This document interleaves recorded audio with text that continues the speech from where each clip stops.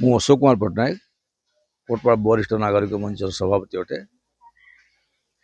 ଏଇ ଯେଉଁ ଶୌଚାଳୟ ଗୁଡ଼ାକ ନିର୍ମିତ ହେଇଛି ଆମର ଦମନ ସାଗର କୂଳ କୂଳରେ ବିଭିନ୍ନ ୱାର୍ଡ଼ରେ ସେଗୁଡ଼ାକ ଆମେ ଯାଇକି ଦେଖିଥିଲୁ। ବହୁତ ଦୁଃଖ ଲାଗିଲା, କାହିଁକିନା କୋଟି କୋଟି ଟଙ୍କା ଖର୍ଚ୍ଚ କରି ସରକାର ଆମ ଟ୍ୟାକ୍ସ ପଇସାରୁ ଏଗୁଡ଼ାକ ନିର୍ମିତ କରୁଛନ୍ତି, କିନ୍ତୁ ସେଗୁଡ଼ାକ ଭାଙ୍ଗା ଟୁଟା ହେଇ କାହାର କବାଟ ନାହିଁ, ତ କାହାର ସେ ବେସିନ୍ ନାହିଁ, ତ କେଉଁଠି ଉପର ଓଭରହେଡ୍ ଟ୍ୟାଙ୍କି ନାହିଁ, এই ଅବସ୍ଥାରେ ପଡ଼ିଛି।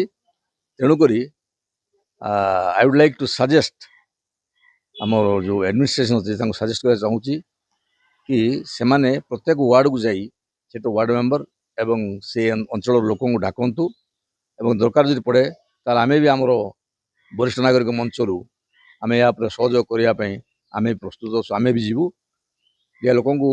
ଲୋକମାନଙ୍କ ଭିତରେ ଗୋଟେ ଆୱାରନେସ୍ କ୍ରିଏଟ୍ କରିବା।